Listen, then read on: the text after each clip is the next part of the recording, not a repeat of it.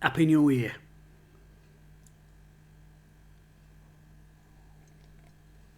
No, genuinely, honestly, Happy New Year. I've got a good feeling about this second half of the season. I know what happened against Sunderland, and honestly, I could have gone to town. I did that video, it was about 15 minutes, doing about 2 hours of footage on cutting room floor, as they say, because honestly, I could have gone to town. But Christmas, they've not had a game for nearly 3 weeks. That's a long time in football. You know, some players need to be playing every week, every couple of days to keep that momentum going. They've had COVID in camp. Still don't excuse that terrible defending, because 4 goals out of 5 were absolutely shocking. And the 5th was half shocking. But anyway, new year, new start. We had been on that unbelievable unbeaten run. Let's try and get back to that. And I am confident this second half of the season, if we can carry on like we were before Sunderland, get players back from injury, get players back from COVID, whatever, that we can be positive in the second half of the season and start motoring. And we've got to start that with this game against Shrewsbury that's coming up. We'll have a quick look at Shrewsbury. Okay, Shrewsbury Town's results over the last month. There was a 1-0 defeat at Doncaster. That's a very bad result for them there. Donny really struggling.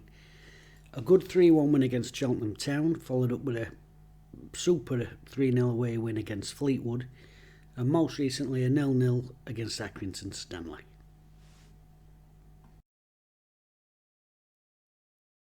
Shrewsbury's danger man, Daniel Udoh, 25 years old. He's a striker. That's nice to see, innit? Because usually these days, I'm just a forward, I play anywhere, I don't wing in all, but no, this lad is a centre forward. That's nice to see. 28 games, 9 goals and 6 assists. So Udoh is the one to watch out for there. 9 goals, 6 assists and quite an handful up front. His strike partner is a lad called Ryan Bowman. He's someone else we've got to keep an eye out for. He's played a lot of games. 412 league games he's got under his belt. Just shy of 6'3" and a bit of a nuisance in the box. With Wednesday's injury concerns, looks like young Brennan's probably going to have to play back there, maybe against him. He's probably going to have to pick him up. Or the other one, it's going to be interesting how Darren Moore sorts that out if Dunkley don't pass a fitness test. So Palmer and another, like I said, probably Brennan. 412 games, that's an experienced campaigner in there. He'll know every trick in the book, and that's going to be a real test back there for the Wednesday lads in defence. Shrewsbury themselves line up same as Wednesday with a 3-5-2, Morosi in net, usual back three Pennington, Ebanks, Landell and Nurse. The 5-man midfield, Bennett, Vela, Davis, I want to say Lee, but it's probably an Irish name, I don't know. Ogbeta on the left-hand side, and of course, as I've just mentioned, experienced, wily old campaigner Bowman up front. He'll be a threat at both ends from set pieces, and top goal scorer Udoh is his strike partner. So, be an interesting match up there, because 5 against 5 across midfield, and obviously they're 2 strikers and ours, I don't know who we're going to play up front. 3-5-2 versus 3-5-2. What about Wednesday? We've had this COVID in the camp, injuries in the week. Windass apparently spotted in an Indian restaurant while lads are getting pasted at Sunderland. So what's going on there?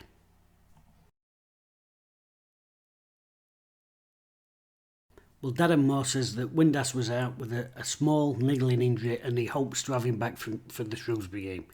And that's vital, because the one thing we didn't have against Sunderland, actually there's a lot of things we don't have against Sunderland, but I'm leaving that in 2021. We didn't have any pace at top end at Park. We were having to play aimless-ish balls up to Patterson and Gregory, a lot of them which they weren't winning. They got big lads at back. And Wednesday we were playing a high line and trying to compress the pitch, which didn't give us the opportunity to counter-attack, which away from home counter-attack's a decent strategy. The home team are expected to come on to you, they can leave them spaces behind. Wednesday couldn't exercise any right to do that because we didn't really have the pace to stretch, and we didn't really have a forward pairing where you've got somebody who's willing to get in and take people on and run with the ball. That is something that Windass does bring to the front line. So if he's fit and available, for me, he's got to start. And I'd like to see him start as the furthest man forward, playing on the shoulder of the last man, rather than that sort of free roll that we saw him when he made his comeback. despite the fact he did score some goals. But I would like to see him playing on that last man, especially away from home. Different game at home, but away from home, I'd like to see him playing on the shoulder at last man and giving us that stretch ball in behind. Some other injury news. Sam's back in training. It's been 3 months that he's been out, since 9th of October, I think it was. 3 months. And he's been a big miss, because if we look back at that early part of the season, admittedly we were also playing a back four. Formations is probably another video that I'd like to do. But clean sheets. We'd got Big Dom Iofa, we'd got Sam in there, and we were keeping clean sheets more or less for fun in that first month of the season. Getting his experience back could be vital going into the second half of the campaign. It'd be vital anyway, because at the minute we've only got one fit centre half, and that's a young lad. So, a club of Wednesday's size, tradition, you'd like to think professionalism, can get to this stage of a league campaign and have one fit centre half who's come out of the kids is unbelievable. But apparently Sam is back, and Darren Moore says in his pre-match that him and Windass being back could be like signing 2 new players, and I'd have to agree with that. He also says, though, Sam needs to get that volume in his legs, which is a phrase we've heard throughout this campaign about various players, and I know what he means, but it's a phrase that is starting to do my head in. Will this be a game too soon? Well, after 3 months, we've got no idea, because we don't know where he is in terms of his fitness, his preparation or whatever. But with Dunkley taking that knock in the week, looked like a knee or a hamstring to me. We might not have any choice but to get Hutchinson to play some part in the game. And as an overall, I'd say that's a huge, huge positive. One person who probably won't be playing is Shadipo. He's picked up a hamstring injury in training. The handful of players that are training. So he'll not be playing. So that left-hand side spot will be up for grabs again between Corbino and Mendes-Lang. I've got a feeling that Darren Moore will stick with Gregory and Patterson up front, and perhaps play Windass in that sort of advanced number 10 role behind him. Not something I'd particularly do. I like Gregory and I like Patterson. I don't particularly like him as a pairing. That's just me. But I think that's what Darren Moore will do. We're not sure whether Hutchinson's going to play. With Dunkley getting this knock to his knee or his hamstring, whatever it is, which Darren Moore hasn't mentioned, I'd think about putting Patterson into back 3 to give us that bit of experience. This is my team. Let me know what you think. This would be my team. Brennan, Palmer, and I'd put Patterson in back there. They've got that big unit up front, that Ryan Bowman, experienced lad, 400 odd games under his belt. And the idea that we'd go out there with a back 3, inexperienced as centre halves, that's the point I'm making. Brennan, a young boy, like him, lots of potential, but with somebody alongside to learn from. Palmer, still a right back for my money, and Johnson, a left winger. Against a wily old pro like that, I want somebody in there who's going to be up for that battle. So I'd put Patterson back there to battle against Bowman.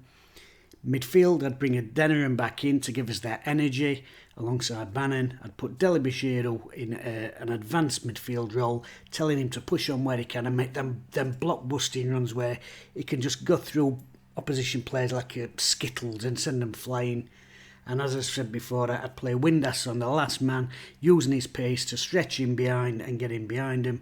And obviously we've got Gregory in there, who's a bit of a poacher, 18-yard box player. So that'd be my team. I would have Corbino on the left-hand side, because again, you've got to have the pace to stretch teams, especially if you're on the counter-attack away from home.